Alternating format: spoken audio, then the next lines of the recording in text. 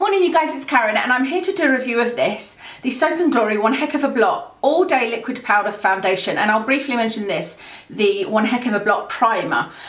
So I put a picture of, I think both of them, on Instagram to show that I'd done a haul, and one day later I had used it and thought, I love this, really love this foundation. And I then noticed after that a comment saying that, oh, I've not heard very good things about this. Apparently it's cakey and it sticks to dry patches. Sorry about that, I just knocked the camera. And something else. And I thought, oh, that's interesting, because I looked up reviews of it and could only find good reviews. So I didn't know where that had come from. But anyway, I thought I'll take it on holiday. I've just been to Loch Lomond, and I'll use it every day and see how I get on, because I still, although we were just walking and whatnot, I still wanted to try out a foundation. So I have used it and I have to say I really like it. But on doing this review, I wanted to find out, well, where are these bad reviews coming from? Has there been more people since I looked at YouTube and blogs, etc., that have used it and have said that it's no good? And I thought, I wonder if that's dry skin. There is only one bad review that I found, and I'm pretty sure that the person that commented has watched, well, I can see she's watched it anyway because there's comments there. Somebody called Gemma Tomlinson, who does reviews, she doesn't like this foundation at all. But something to say about that is that Gemma has had a problem finding the right foundation for her for a start, whereas I've got many that I've found that are okay for me. And I could see when she was putting it on, it did look difficult to blend on her skin. And so we've all got completely different skins. She does have oily, blemish prone skin like me. So I am really surprised that it doesn't work for her. But just to let you know that, because I've got oily skin, she's got oily skin, I love it, she hates it. So it's just one of those things. She also mentioned in her video that she loves the Too Faced Born This Way, but for me that is for dry skin 100%, and that's what most of the reviews say. So I wonder if her skin, if she uses a lot of things for her blemish prone skin that are maybe dehydrating her skin, and that's what the problem is, because like I said, you could see that it was very hard to distribute on her skin. Anyway, so I thought I'd let you know about that, because every other review I've found, which isn't many, but the ones I have found have been positive. So let me talk you through it. I've got my Boots website open here because I didn't manage to do my spreadsheet because I've been away. It is currently £10. Let's see, it doesn't say what the price is going to be when it's not on its introductory offer. That's what it is at the moment in Boots, £10. I really like the bottle. You get 30ml, it's a pump dispenser, and it's a plastic bottle. And I liked that because it was nice and light for traveling, but it's still got the pump on it. I really like the bottle. There's only 4 colours in it, which is a big disadvantage, but maybe they'll start off with 4 colours, and if it is a success, then maybe they will add in some more colours. The colour that I'm using is in, now where is it? Fair Enough it's called, and this is the lightest colour. I did go into Boots and try the colour below, so it's Fair Enough, and then what's shade, oh, it just says shade 2 on here, or Cool Sand, and that was way too dark for me. So I think it's a bit hit and miss. This is great for me just now. I don't have any self tan on at the moment. I haven't put any on for 3 days. I've been away, I just don't bother when I'm away. I'll do it the night before I go away, and then that's that. And this is the perfect colour for me today, but I think the Cool Sand is too dark even when I've got my self tanner on, and this one will be too light, so it will only be a foundation I can use at certain times unless I wanted to buy 2 and mix them, you know. So with 4 colours, it's going to be hard for you to find your colour, and if it's no good, then that's you kind of stuck. Actually, that's something else to mention about Gemma. By her own words in the video, she said this wasn't the right colour for her. She didn't get the right colour, it was too light. And I often find if you get a colour that's too light for you, it can look cakey because you can see it much more on your skin. It's not going to blend into your skin. So 4 colours, £10. I'll tell you what the claims are and then tell you what I think of those claims. I'm wearing this foundation today, by the way, so I will try and remember and do an even closer up for you so you can see it properly. So the claims, it says flawless, fabulous, full coverage. Full coverage, I would say that this is medium coverage. I wouldn't say that it is full coverage on first application, but I do build it up and I find it to be perfectly lovely to build. I put it all over my face, a light layer, and I think that it's yeah, like I said, medium coverage. I could get away with doing that one layer and then put on like my Laura Geller Balance and Brighten, which is a little bit more than a powder, but not quite a mineral foundation for me. And that will give a nice finish. I have done it that way, but I also like to add a little bit. I put it all over my face and then I add another little bit and put that in my T-zone, just because I've got some blemishes on my chin. That for me provides the full coverage that I need. And you guys know, or most of you will know, I do like a full coverage. I like medium to full coverage, not light to medium, not just medium. You know, I do like a full coverage finish. At the end of the whole process, whether it's by building it up with mineral powders or whatever, I like to have a full coverage, a real flawless looking coverage, and this provides it for me. I bought this, by the way. I wasn't sent this or anything like that. In fact, it was so lucky because I went in search of it. I showed on Snapchat that I was going to different boots to find it, and I had to ask because the stand was there, but it wasn't actually out. So thankfully the woman went and got me some and made each one into a tester for me to try and then sold it to me. So it was just perfect. One heck of a Blot All Day Liquid to Powder Foundation. I have to say, I didn't find it to set as quickly as I could see it was on Gemma's video. I'm going to keep referring to Gemma's video just because that's the opposite to my view. There's another video by another lady that I've forgotten her name because I've just subscribed to her, but she's in the UK as well. And she loves it as I do, but I will refer to Gemma's because, like I said, it's the opposite opinion to mine, so that's probably useful for you. But I could see, like I said, with Gemma, she used a beauty blender, then she used her fingers. I didn't like using it with my fingers. I tried it with my fingers. I thought it was okay with the beauty blender, but I've been using the Morphe brush. I can't remember the number, but I used the Morphe brush.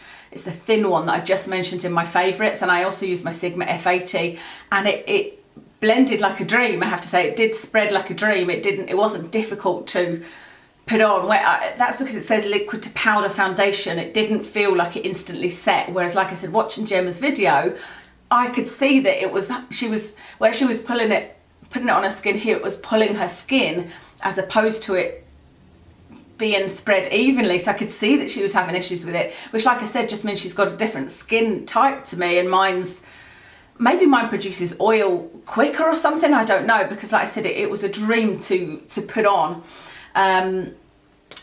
With Shine Block 12-hour long wear technology, so your complexion stays gorgeously oil-free all day. This is the most oil absorbent I have found, because when I'm terribly oily, as I am at the moment, well, I've started taking my hormone drugs that are starting to stop the oil in it a little bit, but when I first started it, I hadn't started my drugs, if that makes sense. So I was very, very oily. Normally within an hour, I need to use a blotting pad on my chin, nose and forehead, and I've got lots of oil coming off. That wasn't happening. That didn't happen until way past lunchtime, and pretty much every day I put my foundation on about 7 AM. So it really was good at keeping the oil at bay, and I think Gemma said the same thing actually. She said it's definitely got those properties of keeping you shine free and staying put. She just had different issues with feeling it was cakey and adhering to dry patches. 12 hours, I'm not sure about 12 hours. I think it lasted, I would say I haven't yet found a foundation really that lasts until the end of the day for me. Most of my foundations, the best of the best foundations that I have, last until maybe 2-3 o'clock, and then from then onwards they're sort of disappearing on my chin. They're wearing away in different ways. Some of them sort of sink into my face and it looks like I've got no foundation on. Others you can just see sort of redness on my chin and around my nose. Others sort of gather in places, but this one did fade away nicely. It didn't look awful, but like I said, from sort of 2-3 o'clock in the afternoon it didn't look great. The Dior Skin Forever foundation, when I first used it, did last until the end of the day actually. It doesn't on me anymore, because again, not only do we all have different skin, our skin changes throughout, as women our skin changes throughout the whole month, and age as well, you know, different ages your skin changes. So maybe not 12 hours for me. Your complexion stays oil-free, yet plus super blur powders to help blur away the appearance of pores, imperfections and redness.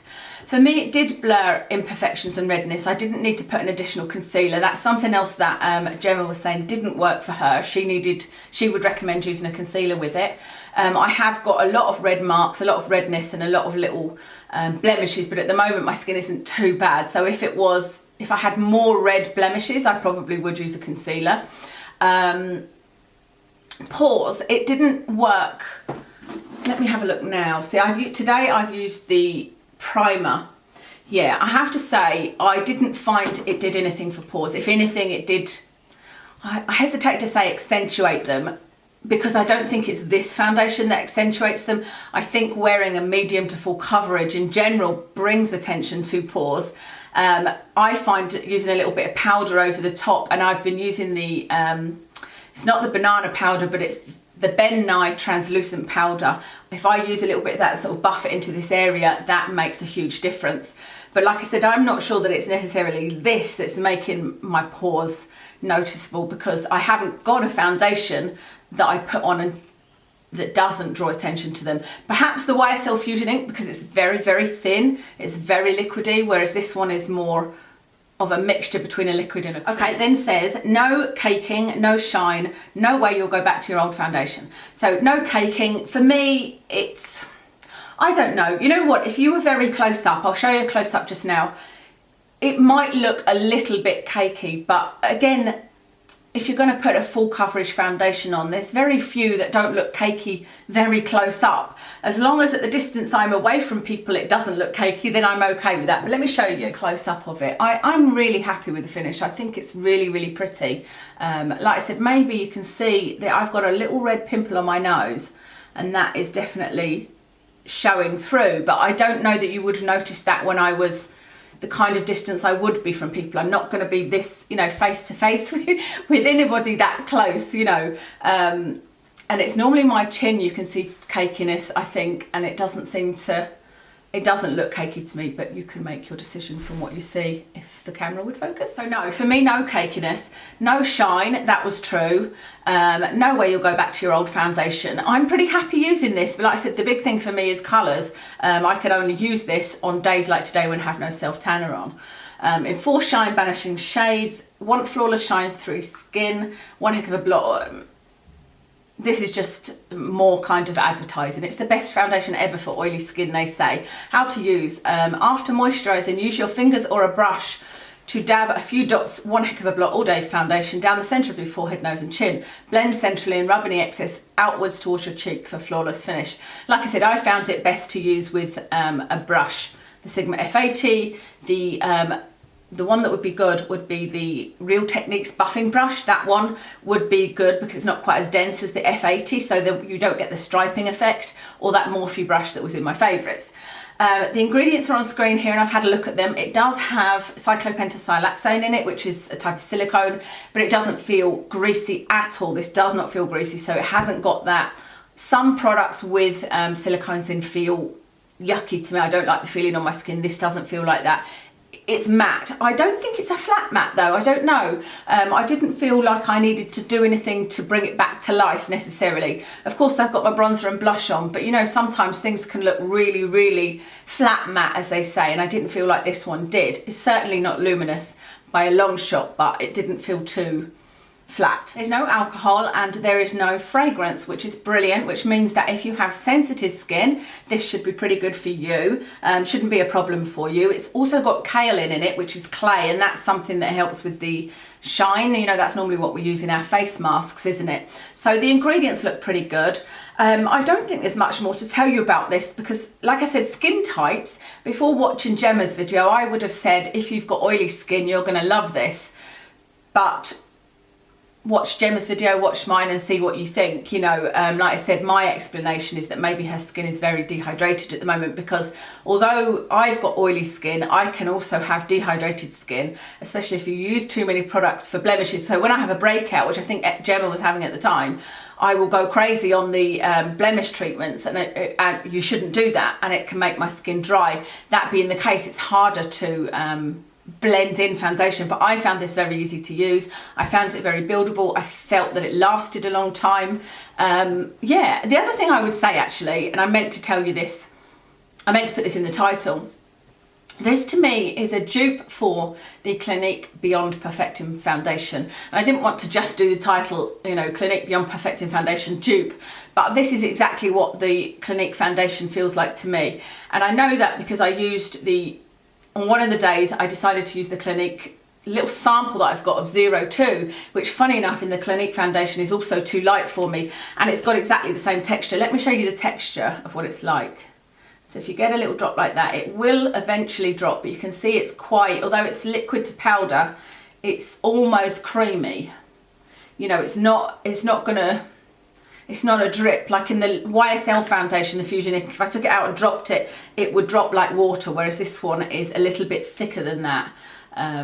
It feels lovely though, and like I said, there's no scents, there's no perfume or anything, so I think it would be okay for fragrance for sensitive skin. I really don't think if you've got dry skin, and I think Gemma said the same, that this would be any good for you, because it's definitely for oily girls, it's definitely got oily skin in mind, and so I really don't think if you've got dry skin it's one for you. On to the primer, and it's really important to tell you about the primer. It's called One Heck of a Blot. I'll just show you what it's like.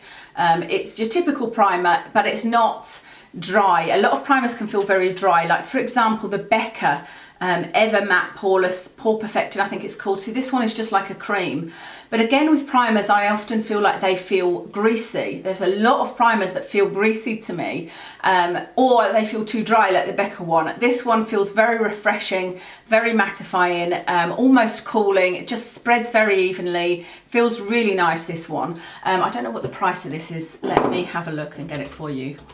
But what I wanted to say and I didn't actually mention it in the review of this, is this definitely works better with this. Without this, because I did try this on its own, it doesn't last as long. By sort of midday it was starting to disappear, so I definitely recommend using a primer underneath. It doesn't necessarily have to be this one, but I do think this is a nice primer.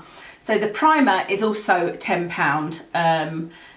Just quickly look at the claims. Instantly diminish the appearance of pores. No, I don't say that this works on pores at all. I think people need to stop claiming that, because it's almost impossible to diminish pores. You can diminish the appearance, I suppose, but it's very difficult. It's something that's very difficult to do. 12-hour matte spheres for all day shine control.